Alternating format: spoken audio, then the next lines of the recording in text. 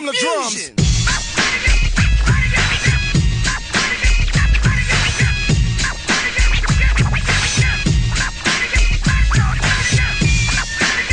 Pardon the Dissent. We're in your ears. Does the show sound different so far? It should. We're doing something different right now. We are. Hey guys, it's Joey Vincent here. You are listening to Pardon the Dissent, but this is not a normal episode of Pardon the Dissent. If you've been following the show, you know that I've been talking about expanding the show, and we were going to do some things to make the show provide more content to all you wonderful listeners, and this is the first step in doing that. We will be going to a 4-night-a-week live format starting no later than 3 months from now. That's the goal. The window is 3 months. Included in that 4 live shows a week on AM 950, we'll also be doing a podcast offering once a week that we'll record on Fridays and release no later than the following Saturday, if not sooner.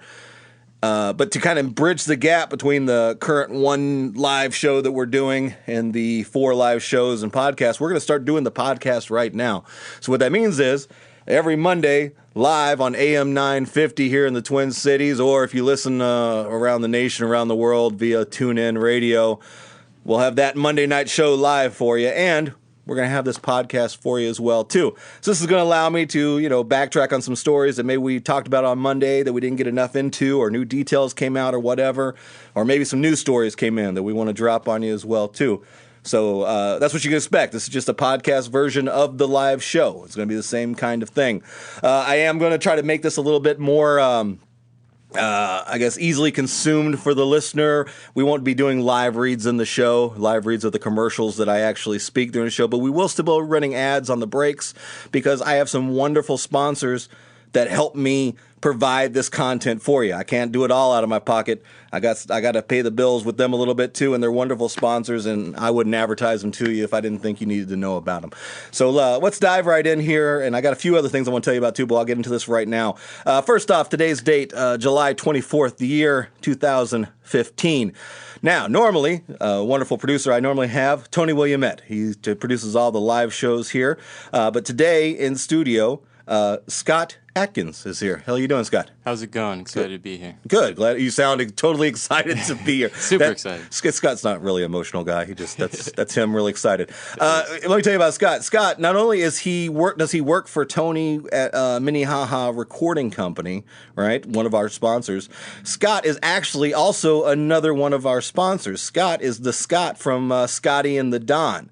Music production company here in the Twin Cities, and he's going to be doing kind of the podcast end of the PTD show. So you'll get to know him as well as his company and see some of his skills live here on the podcast. Well, not live, but you know what I'm talking about.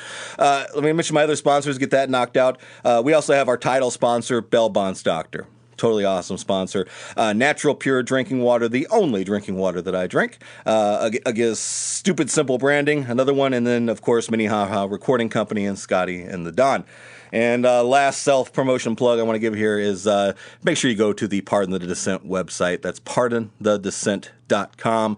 You're going to find links to all these wonderful sponsors there that allow you to visit them for me. And by doing that, just that simple act of going to their site, that helps me reward them for helping us. But just check out their sites and whatever.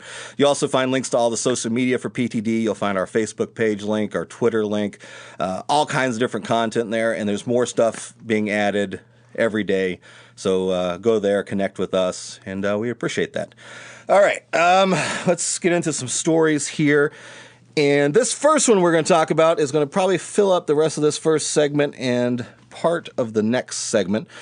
And last Monday on the live show, I actually didn't have time to get to this. I had originally planned to talk about it then, but we ran out of time dealing with some other stories. And I'm really glad that it happened because that was Monday.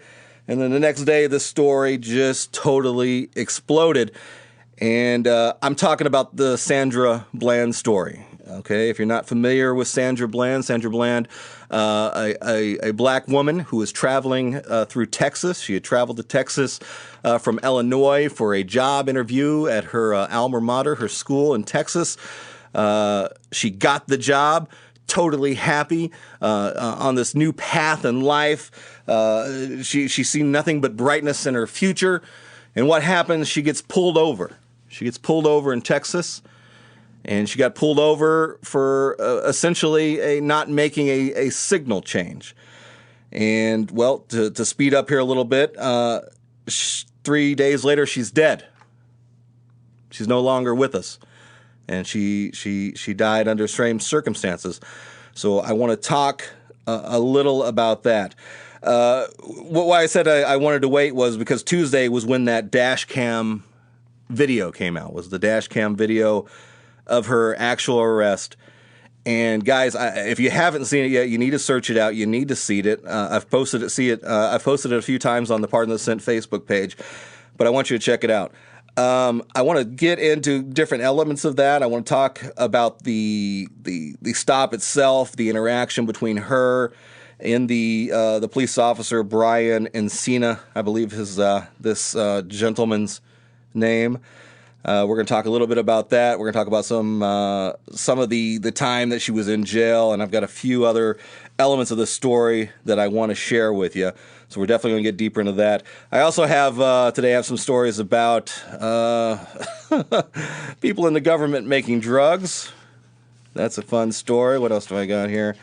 I got the Wesley Clark story on his call for internment camps. That's going to be a fun one. And I've got a few other things I want to get to as well as a audio sample that I want to play to you from a former U.S. military member talking about enlisting and joining the military. So a bunch of stuff. So what we're going to do now, we're just going to go ahead and we'll knock out the first break. We'll come right back in. We're going to jump into this Sandra Bland story. And really get ready, guys, to make sure you're sitting down and relaxed because this story is going to make you as angry as it made me. So we'll be right back here on Pardon the Dissent. Got Uncle Zach smoking, some put blow up their nose to cope with the lows. The wind is cold and it blows. In they socks and they soles.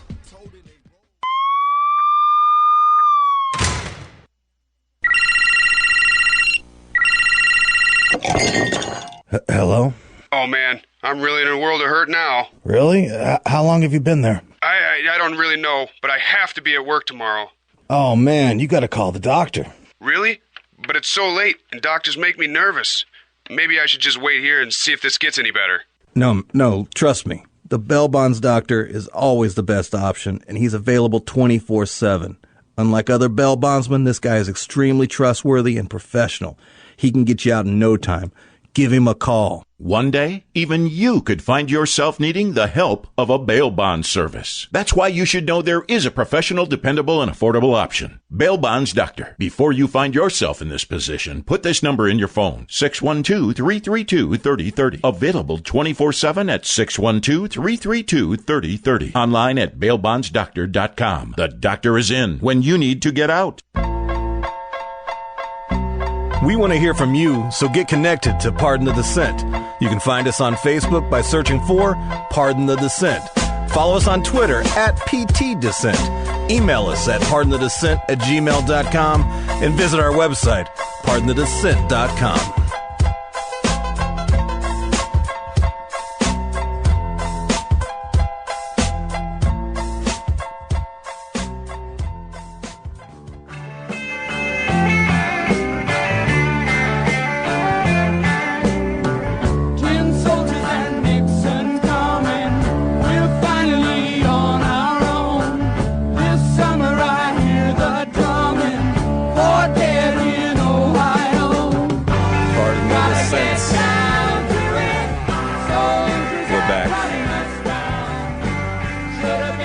The Dissent podcast episode. We're talking about the story of Sandra Bland, a black woman, a black activist, an educated woman who was traveling through the great state of Texas, and she got killed for that. Am I exaggerating? I don't know. I don't think so. If you've seen the video, and I encourage all of you to do that, please go find the video of the stop and watch it for yourself, so you know that I'm not just telling this to you. But I will tell you what you'll see. What happened was, the video is kind of long. It starts out with the officer, what was his name, Brian Encina, actually ending another stop with another person who he, I don't know if he ticketed her or what, but she drives off. He gets back in his car. He starts off down the road. Then you see him make a U-turn in the middle of the road. Not a legal U-turn. He wasn't in pursuit of anybody at that time, but he made an illegal turn in the middle of the street. But I guess cops can do that. What happens next is he travels down the road, and you see him get behind a car, which we later find out is Sandra Bland's car. And when he approaches the car, he accelerates. I don't know what the posted speed limit was there. I would imagine, and again, I'm speculating here, this is not a fact, that he sped up past the speed limit of the road that they were on, and he got behind her quickly. What Sandra Bland did at that point was move from the left lane that she was in, and he was behind her in, to the right lane without signaling. And then that's when he initiated this stop. So let's talk about that for a second. If you're no stranger to this podcast, you know I've had one or two run-ins with law enforcement, and that's happened. Scott, if you don't know this, you know this now. That is a tactic that police departments use, the accelerating up behind a person, because what's going to be the normal reaction, right? Scott, you ever have a cop get behind you? Oh, yeah. You definitely. get a little nervous, right? Yep. And then sometimes maybe you get so nervous you overcompensate, you grab the wheel, you turn a little bit. And what that does is that gives the cops an immediate, easy reason to pull you over, right? So that's exactly what happened here. She, I would probably have done the same thing. I see a cop car make a U-turn behind me, pull in behind me, accelerate behind me. I'm going to get nervous. I'm going to get startled, and I'm going to try to get out that cop's way. I know I'm not doing anything wrong. She knew she wasn't doing anything wrong. She just got out of the cop's way, right? Didn't signal when it happened. Yeah, broke the law there technically, but anyone else in that situation would have a similar reaction. Right. A law enforcement vehicle gets behind you. You want to get out of their way. All right, so that was the whole reason for the pullover, right? That was it. She wasn't speeding. She wasn't doing anything else. He gets out of the car. He talks to her at the car. He tells her what's wrong. Obviously, she's a little bit upset. She's agitated. She's not being disrespectful to him, but she's it's you could hear it in her voice. You hear it very clearly that she's upset. He asks her, why she's upset. He initiates the conversation, and she tells him, she goes, I'm not quoting her, you pulled me over for pulling over you. And she tells him right there, well, you sped up behind me, and I was getting out of your way. Right? She tells him right then. I don't know what triggered him, but almost within that conversation, it wasn't long into that, he immediately gets angry, right? Or maybe he feels tested, I think is maybe what it is. That's what it felt like to me, like he was challenging her, or excuse me, she was challenging him, and he didn't like that because she wasn't bowing down to the almighty police officer, right? She wasn't giving him the respect he felt he deserved. And he wanted to do a power play on her. She was smoking a cigarette. So this is the power play he decides to do. And he asked her. He didn't tell her. He asked her, man, would you mind putting out that cigarette? Again, not a direct quote, basically what he said. She said, I'm in my car. I don't have to put out my cigarette. Which is absolutely true. Okay? Absolutely true. That's her car, her property in there. There's no, find me a law anywhere that requires you to put out a cigarette when dealing with a police officer. Right? When it's not an arrest, it's different if it's an arrest. If they're actually trying to arrest you, of course, put down the cigarette, whatever. Allow them to put the cuffs on you. But that was not where we were at within this interaction. That was not it at all.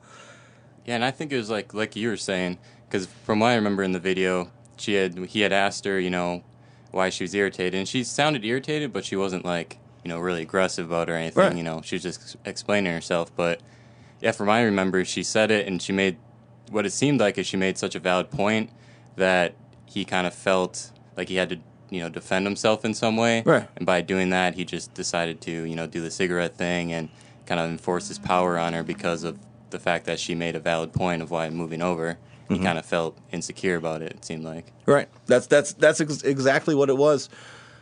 And again, this is speculation. I can only go by what I see.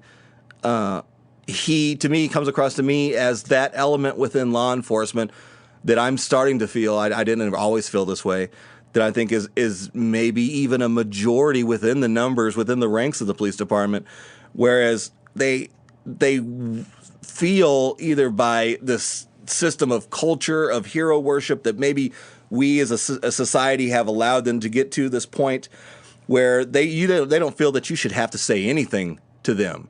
That what they say, their word is gospel, and you need to respond to them and you respect their authority, that Right. kind of thing. You can't challenge them at all. Right, and he did not like that. And I'm going to allude to maybe there was a racial thing there. Again, this is stuff I don't know, but all I can, I just have to take it in and then let it out, and you guys consume it as best you can. It felt like to him like he was just angry that this black woman had the nerve to tell him no. Right? Like, how dare you? Don't you see this uniform? Right? Don't you see my badge? Don't you see my gun? How dare you tell me no? And it's at that point he started yanking her out of the car. And ladies and gentlemen, that's kidnapping. That was not legal, what he did. And she called him on that. You cannot legally do this. Get your hands off of me. She was absolutely correct. She did not break a law that required her arrest. It was a traffic violation that he caused, that he created. It just blows my mind, this whole thing. He caused it. He started it. And okay, maybe, and a lot of people say, well, you shouldn't resist. You shouldn't fight. Right? Why is it that a cop can do that? A cop can illegally detain you and capture you and kidnap you and lock you up and rough you up, threaten, what do you say? I'm going to light you up. Pull out his taser, put it in her face. I'm going to light you up because you didn't respect me. He didn't say that part, but that's what he's thinking. He wants to cause her pain. He wants to ruin her life because she had the nerve to not respect this little penis-having, egomaniacal twat pig. I don't know if I can say twat on the radio, but I said twat on the podcast. I can say twat here. So angry. Twat is welcome here. Twat is welcome here. Sorry, guys. And I'm laughing, and it's laughing because I'm half laughing, got a tear running down my eye because I'm just so frustrated to this point. So that's where that happened. She got arrested. Speed up a little bit. 3 days later, she's in jail, and now she's dead. Now she's dead, right? Pulled over for a minor traffic violation that the cop caused. Now this beautiful, educated woman with a bright future, a new job, is dead. We're going to go ahead and knock out our second break, get that over with. I'm going to come back. I'm not done. I'm not done with my anger and outrage about the Sandra Bland story. And if this takes the whole podcast episode to get through this, then so be it, because this is cathartic for me. I need this. I need this release. I need to talk about this. You need to hear about this. You, listener, right now, you need to be as angry as I am right now about this. I'm going to come back. We're going to talk a little bit more about the video. We're going to talk about her arrest. We're going to talk about the investigation. The Sandra Bland story. Everybody should be angry right now. We'll be right back. Pardon the dissent. It's a shame. It's a disgrace. Why every time you show your face, somebody dies, man. Somebody dies, man. Say la la la la la la la. La la la la la la la. Hey, Mr. Policeman. Are you a musician or songwriter looking for quality production and recording? Minnehaha Recording Company can help. With over 10 years of experience in recording and production, Minnehaha Recording Company offers recording, mixing, and mastering on any type of project, including full bands, hip-hop artists, and podcast production. For more info, visit minnehaharecording.com or call 612-564-8088. This is a public service announcement with guitar. Know your rights. All three of them. Number one, you have the rights not to be killed. Murder is a crime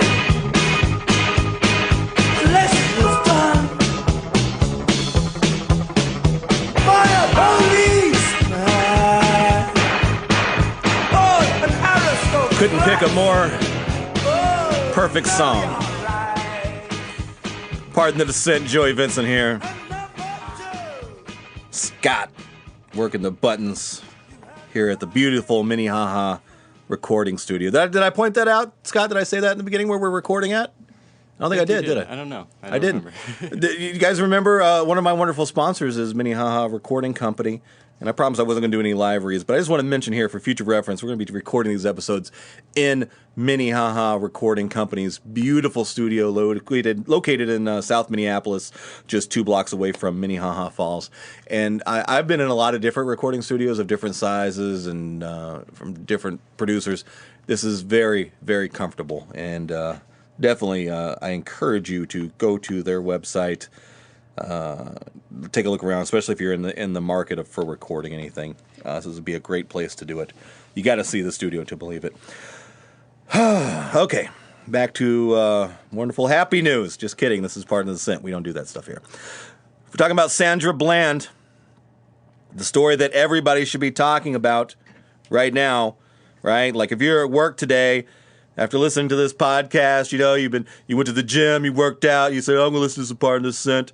You listen to this, you get all these facts, you get all this information about this story. Then you go to work, and then while you're at work, you're at the water cooler, and Bob in accounting, and he comes up to you and he says, "Hey, who you got on your fantasy football team this year?"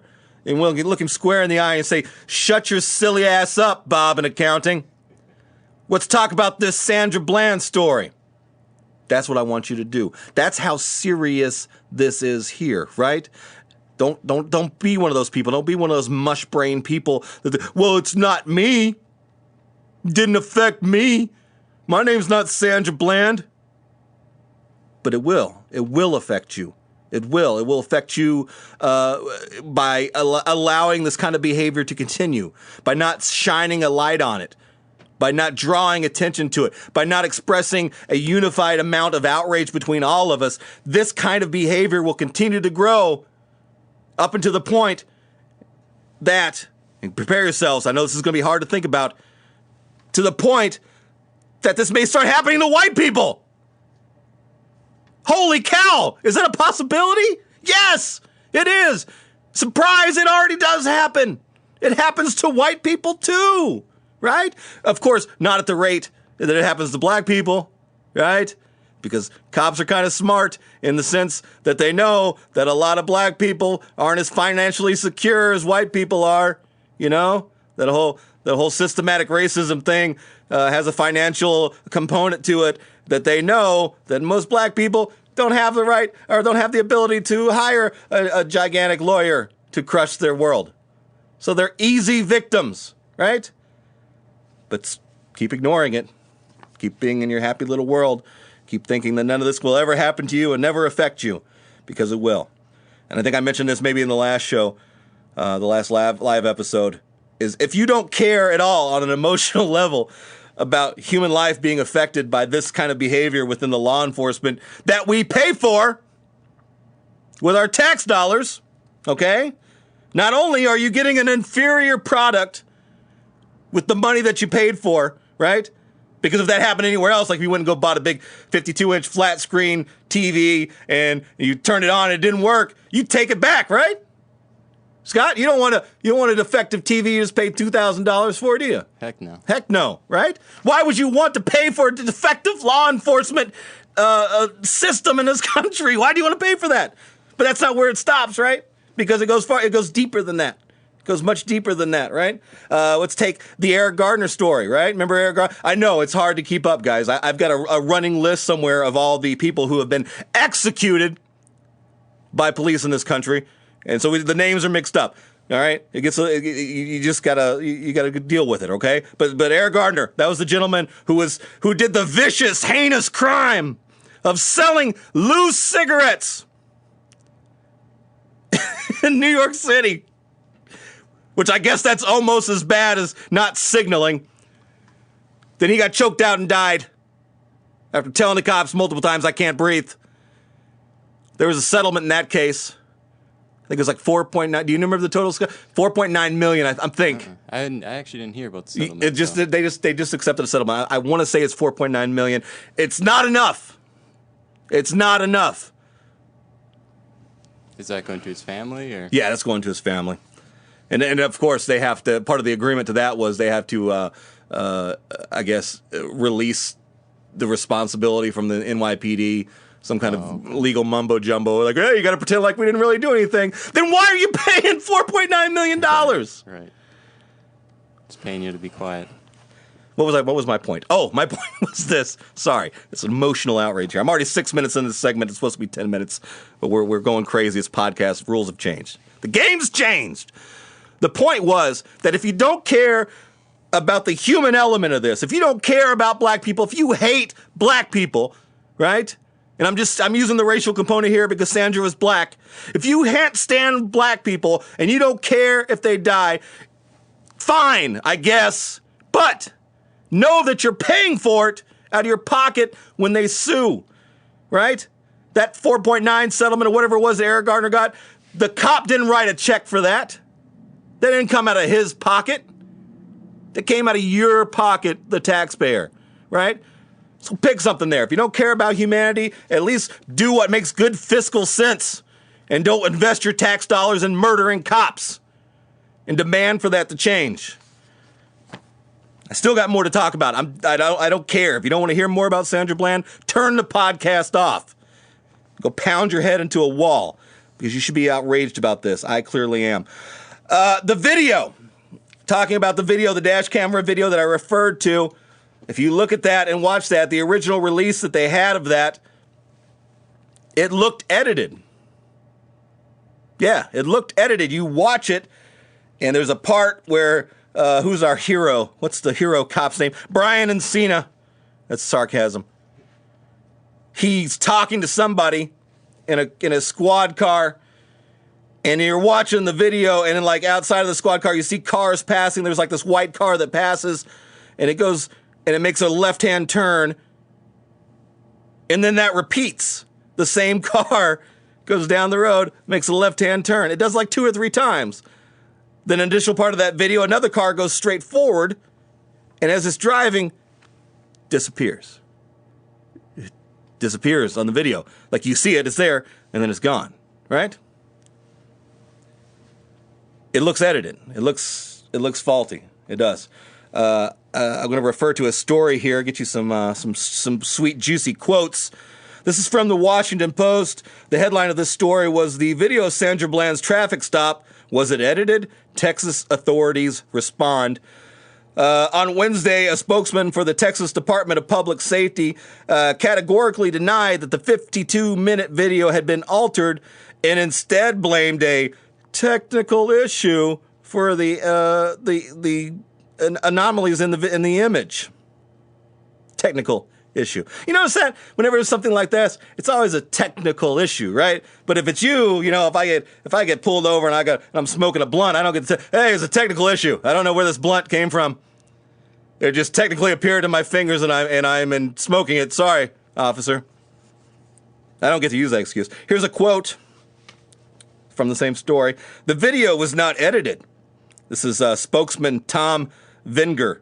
Venger, he sounds like a douche. Boom.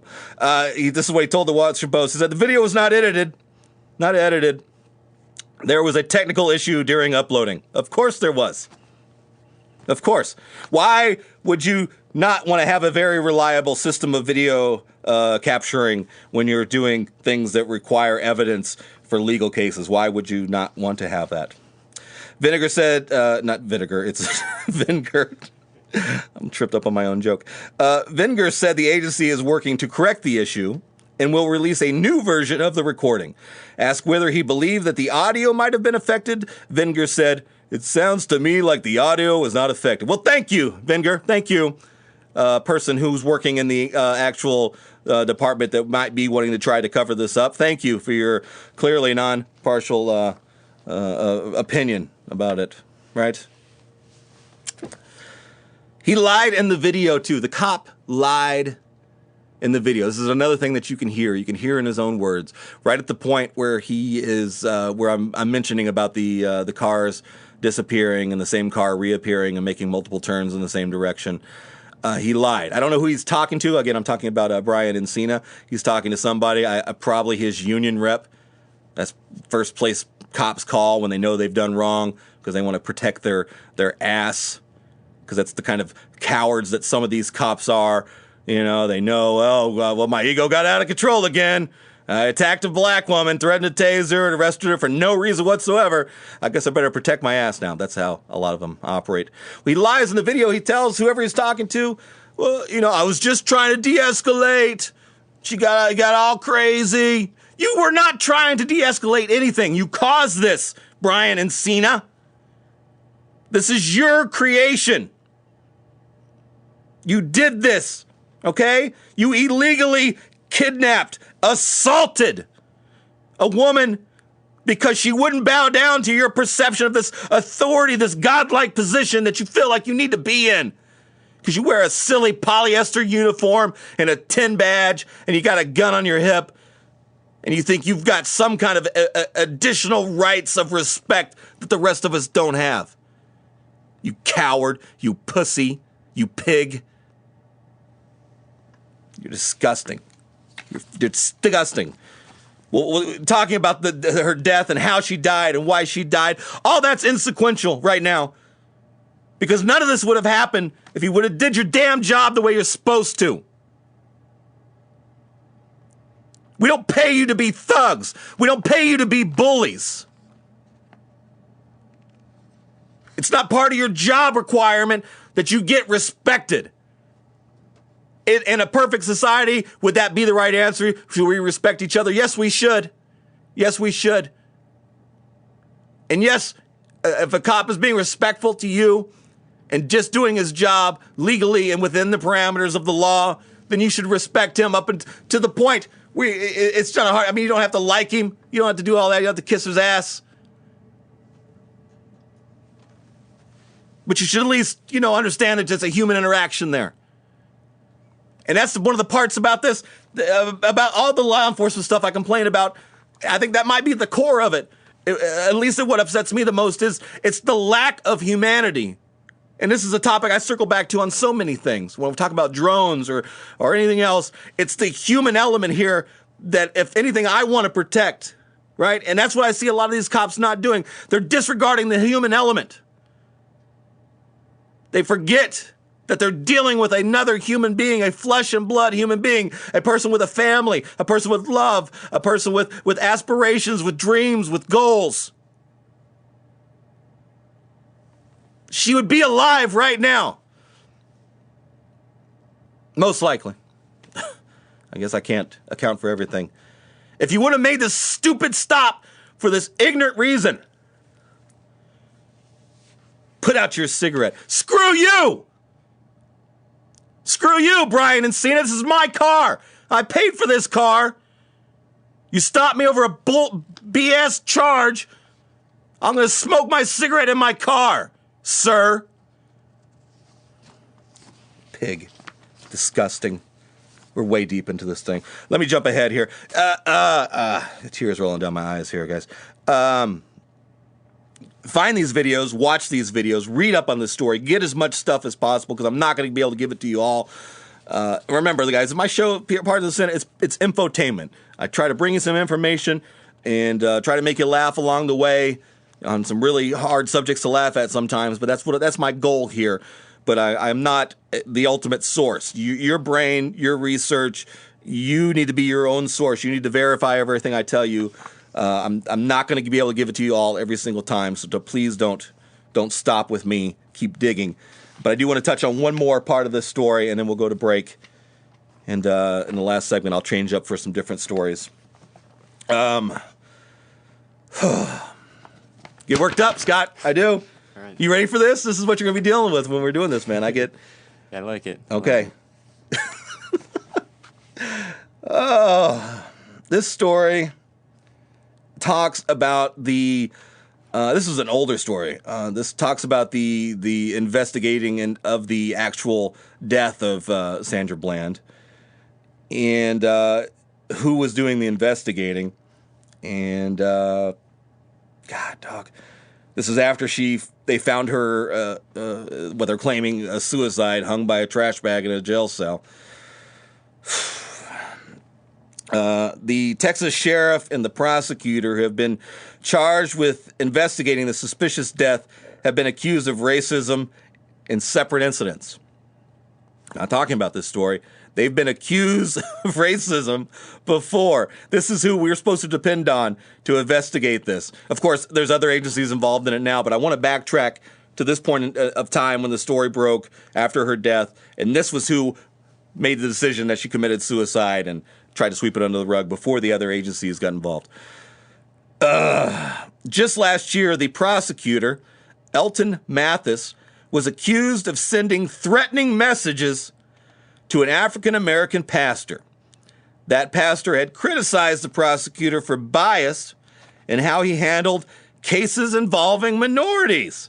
Oh, kind of like the one we're talking about right now, right? Yeah. Reverend Walter Pendleton requested documentation on the prosecution rates of non-whites in Walter County, but Mathis refused, saying, "My hounds ain't even started yet, dumbass. Keep talking." In that accent? I'm assuming. That's how I figure all idiots in Texas talk. "When I talk, people will listen. Keep talking, and I'll sue your ass for slander. It works both ways, doctor. Take your fake doctor ass and jump off a high cliff." This is the prosecutor. I'm not making these words up. It says right, Mathis admitted he said all of this. Oh, yeah, I said it. I just feel bad I couldn't drop any N-words in there.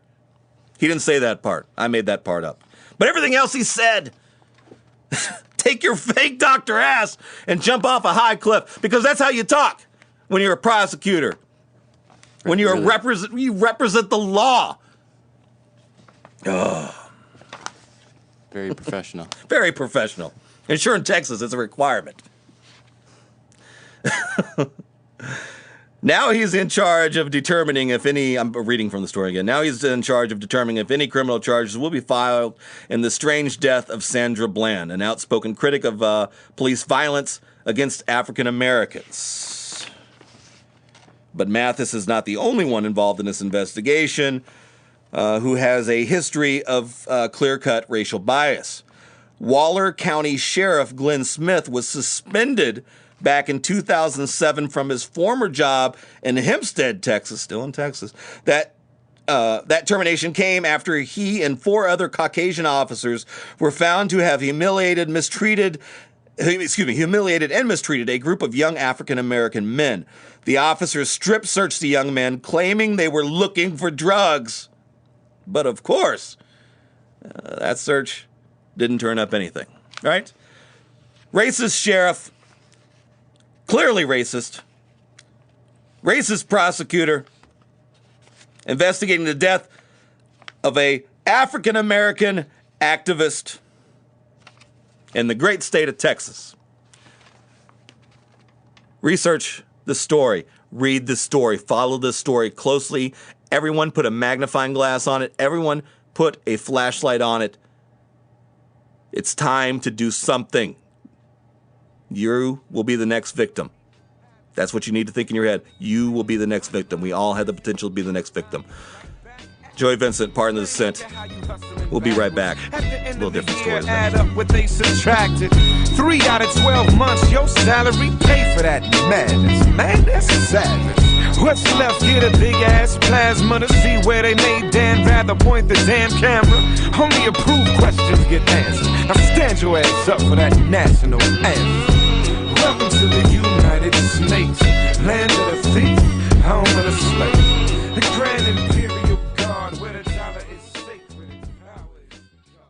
You support local businesses, so it's time you get to know the locally owned natural pure drinking water. They're a family business that's been providing water for the Twin Cities since 1986. Their water is purified using reverse osmosis, effectively removing chemicals such as salt, magnesium, iron, fluoride, lead, and calcium, as well as bacteria. Their water is also treated with ultraviolet light to protect against all airborne bacteria. Natural pure drinking water carries a variety of BPA-free bottles. Their bottles include 5 gallons, 3 gallons, 2 gallons, and 1 gallon. Servicing their machines every 30 days. This means you have plenty of options when you're providing water for your home or office. Using natural, pure drinking water makes excellent coffee, tea, and ice cubes, and you can find their water at many local retailers. They're online at naturalpuredrinkingwater.com, and be sure to check out their Facebook page. Ask for natural, pure drinking water at your local grocery store and select co-ops. Kill for me. Kill for me. If you don't like the people or the way that they talk, if you don't like their manners or the way that they walk, kill for peace. Kill for peace. If you don't kill them, then the Chinese will. If you don't want America to play second fiddle, kill for peace. And we're back. Pardon the Dissent. Thank you guys for listening. I hope you guys are enjoying this podcast version, direct-to-podcast version of the Pardon the Dissent show. Hope you guys are enjoying that. Went kind of long in that last segment. Got a little worked up. That's what I tend to do, talking about these stories. So I got a few more things I want to tell you about here. Then we're going to be wrapping up here pretty quick. God, I didn't want to do another cop story. I thought I did enough cop stories on this show. But I have to touch on this a little bit here. Just because it's so outrageous that you got to know about it. I think you got to know about it. On our debut episode of Pardon the Dissent, when we were on the very first live air episode on AM 950, was the same night, actually at the same time, the riots in Baltimore. Not riots. To me, that's a protest. But depending on what media you look at, they'll call it a riot. I think it's a protest. Broke out in Baltimore over the killing of Fredy Grey.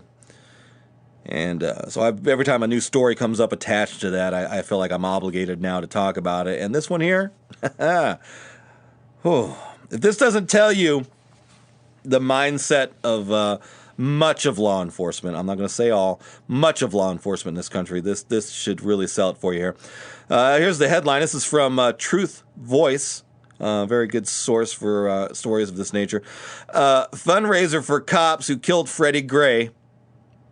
Now that half of that headline right there, that's enough right there to be like, what? Wait a minute. What a fundraiser for people who killed people? When are we doing that? That's enough, right? But I'll read you the rest of the headline. Fundraiser for cops who killed Fredy Grey. Originally scheduled blackface performance. Do you need to hear it again? I stumbled over there. I want to make sure you don't know that this is not a mistake. Fundraiser for cops who killed Fredy Grey. Originally scheduled blackface performance. It's on the paper right here that I printed off. According to a report from the Baltimore Sun, a fundraiser to help cover the legal costs of the cops responsible for Fredy Grey's death originally included a blackface performance. You know, because you got to raise funds for these hero cops who threw a man in the back of a paddy wagon, took him on a nickel ride, bounced him around inside that paddy wagon by hitting every bump and every road they could, jumping curbs, swinging corners, accelerating, decelerating at a rapid pace, slinging him forward into that back of that paddy wagon to where he hit something on his head and killed him. You got to raise money for those guys, right? Excuse me. A Glen Burnie venue on Wednesday abruptly canceled a planned fundraiser for the 6 Baltimore police officers. Can we just call them heroes? Should we just refer to them as Baltimore heroes? The Baltimore heroes charged in the arrest and death of Fredy Grey after the scheduled entertainment. Get this. The scheduled entertainment was a what? A former Baltimore officer singing in blackface. And it drew sharp criticism. Well, I hope so. I hope so. Right? Whose idea this was, I have no clue. But you have to be the most ignorant person on this planet.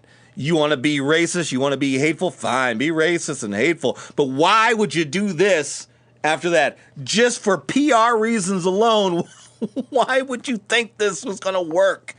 Right?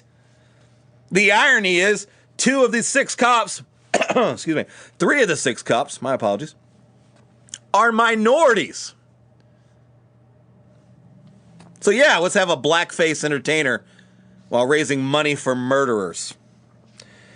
Bobby Berger, 67, who was fired from the city police force in the 1980s after his off-duty performances in blackface drew the ear of the NAACP, had said he wanted to revive the act to help the families of the officers. He has a history of doing this, guys. He's a blackface performer, and he was a cop. But yeah, please don't. Let's not think that there's racism in issue with law enforcement in this country. Just blackface performances. They had. I'm just reading ahead in the story. They had pre-sold 600 tickets at $45 a pop. Next story. This show, this podcast is going to give me an aneurysm. It's going to happen. I'm going to die on air one day, and you guys are going to be listening to it. Please not here in the studio. You're not covered for that, right? I'm going to be a mess, too. There's another story here that I want to read to you guys. This is finally something that's not cop-related, but it's definitely government-related. This is from the Free Thought Project. The journalist on this was John Vibes. Headline: Government agent blows up federal lab while making, wait for it, meth. No arrests, no charges. That's the headline. Gaithersburg, Maryland, this is where this happened. A high-ranking NIST officer, NIST, if you don't know who NIST is, National Institute of Standards and Technology, if that's familiar to you and you're a 9/11 truther like myself, you know that NIST is full of BS. A high-ranking NIST officer was recently forced to resign after creating an explosion inside of a government lab while attempting to manufacture methamphetamine. Right? Like you're supposed to do when you work for the government. In their lab, too. In their lab. I'm sure they had the best technology possible. According to NBC News, the explosion happened at the Gaithersburg, Maryland campus of the National Institute of Standards and Technology around 7:30 p.m. on Saturday. That would be last Saturday. An officer on the scene who had not been named by police, of course not, because he works for the government. Why would they give his name out like they do every civilian when they get caught for a crime? Was reportedly found with severe burns on his hands and arms, implicating him in the explosion. Additionally, supplies were found on the scene that are typically associated with the manufacture of methamphetamine. When they arrived, police reportedly found pseudoephedrine, I don't think I'm pronouncing that right because I'm an idiot, but pseudoephedrine, maybe, drain opener, and even a recipe for methamphetamine. Step 1, break bad. Witnesses told police that after the explosion, the officer was seen throwing something in the trash and then running to his car to hide a duffel bag. The officer then attempted to tell the police that he accidentally burned himself with a lighter. severe third-degree burns with a lighter. Yeah, it was a really, really big. It was like one of those funny, gigantic Bic lighters. Here's a quote from the Montgomery County Police Captain Paul Starks. We're looking at the possibility that this was some sort of chemical reaction due to the manufacturing of jugs. Thank you, Captain Obvious. Although the officer was forced to resign from his post at NIST, no arrests were made. Right? Because that's what would happen to you, Scott. Me and you, like here in the beautiful Minnehaha recording studio, decided to create some methamphetamine, right? Start making it up, and we blow up this beautiful studio. The cops are going to come, and they're going to fire us, but we get to go home. Right. Just have to resign from the studio, and then I'm good to go. How it always works. All right. I'm going to leave this segment with a piece of audio that I found last night on the interwebs, on the internet. It touches on something that I refer to a lot or talk about a lot here on the podcast, and sometimes this makes my opinion not so. This opinion of mine is not so popular with a lot of people, but it is what it is. I constantly find stories about the mistreatment of veterans in this country. I am opposed to war, but I am not opposed to veterans. They enlist for the reasons that they have, be it education, be it finance, or whatever. But it's my position, and I constantly restate: please stop enlisting in this military. You need only look at the mistreatment of veterans in this country, the multiple scandals through the Veterans Administration, literally thousands of soldiers dying from lack of treatment, from injuries sustained fighting wars that are clearly criminal wars. So that is my position. But mine doesn't carry... My opinion may not carry as much weight with some people as others would, because I've never served. I enlisted to serve. This was in 2005. I was still caught up in patriotism. I was still believing in the official 9/11 story. I was admittedly in a brainwashed state at that point. I enlisted in the Army National Guard, Alaska Army National Guard. But I was medically disqualified. So but that gives me no credit. I take no credit for attempting. I never did it. I never served. That being said, the audio I want to play here is from a gentleman, Special Forces Master Sergeant Stan Goff, Goff. Special Forces Master Sergeant Stan Goff. So I want to play this for you. I want you to listen and hear. It's about a 3-minute audio of him talking about the military and people enlisting, and then right after that we'll go right to break, and then we'll come back and I'll say goodbye to you and all that stuff. So check that out right here on Pardon the Dissent. I say this to my own kids, and I've got one in the Army, and I got another one thinking about it. I mean, I know it's a tough economic choice to make these days. I know the jobs suck. I know school is too expensive for a lot of people.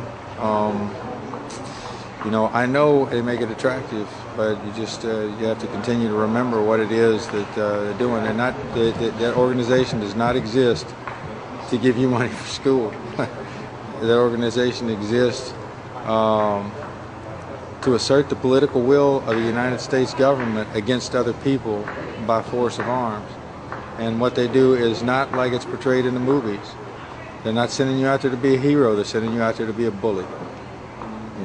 They're not sending you out there to be a hero. That's not what it's really about. It's never been about that. It's never been about that. The fact that some people fight back and put you in danger is also part of the equation, but it's not. The Iraqis never presented any threat to this country, and if we leave, those Iraqis don't present any threat to this country after we leave. Why put yourself in a position to go over there and be forced by a circumstance not of your choosing to take the life of another human being who's a total stranger? Because they're not some evil caricature like you've seen in the films and all that stuff. They're people. They have mothers, they have fathers, they have sisters, they have brothers, they have children. There's people that love them just like there's people that love you. And those people grieve when they lose them, just like people grieve if they lose you. that's maybe not as dramatic and as exciting, and clear cut, and easy to understand as, the sort of simple binary world of good and evil that you get painted for you, but that's not the way the real world is. And in the real world, again, you have to live with the consequences of your decisions the rest of your life. Think hard. So I served in 8 conflict areas, and I raised my right hand 8 times, I raised my hand 5 times during the course of one career, and took an oath. And that oath was to protect and defend the Constitution of the United States from all enemies, foreign and domestic. I went to 8 conflict areas. I never met a single person who was an enemy of the United States Constitution. Not one. There are no enemies of the Constitution. I did spend a lot of time going out there again and becoming a political instrument, for transnational corporations, and to preserve American, military and political supremacy around the world. But that's not in the oath. That's not in the oath. There were nobody threatening the Constitution in Vietnam. There was nobody threatening the Constitution in Grenada, Guatemala, El Salvador, Colombia, Peru, Somalia, Haiti. I went to all those places.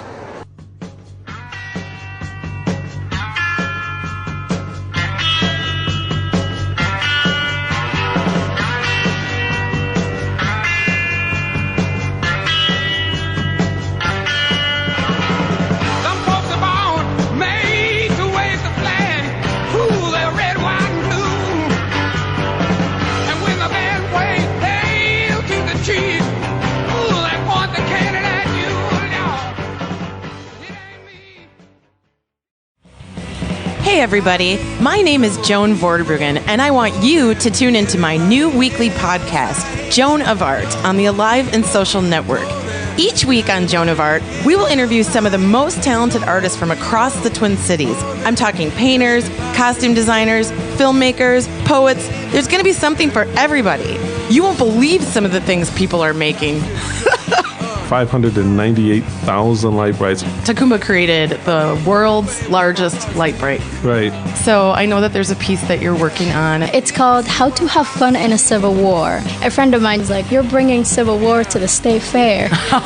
You can find the Joan of Art podcast at www.aliveandsocial.com or look on Facebook for Joan of Art podcast. Tune in weekly to Joan of Art as we investigate and celebrate people who make art.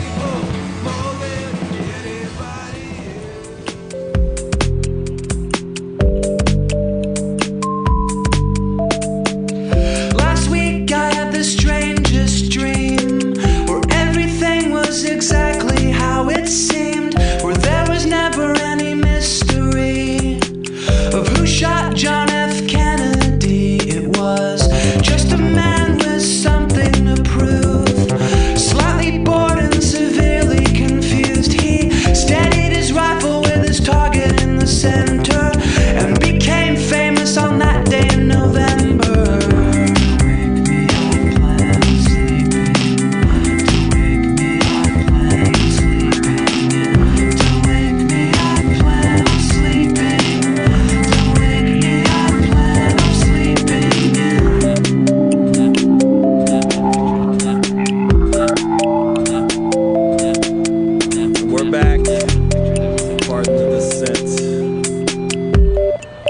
Back long enough to say goodbye, and thank you, number one listeners, for checking out the show.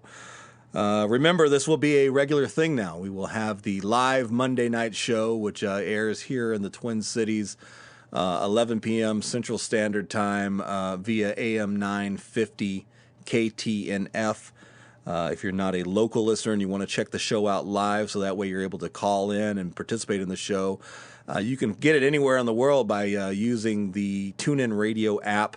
Just search for the KTNF channel, and you can live stream that. I've actually got that on the Pardon the Dissent website, where you can just click one button and listen to it from the website, and that's pardonthedissent.com.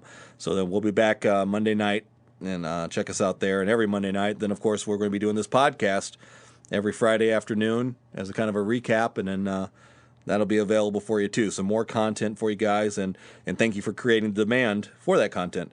Also, thank you to our sponsors, title sponsor Bail Bonds Doctor, Natural Pure Drinking Water, Minnehaha Recording Company, Stupid Simple Branding, and Scotty and the Don. I could not do this show without all of your guys' help, and I appreciate that. And you guys please support the sponsors.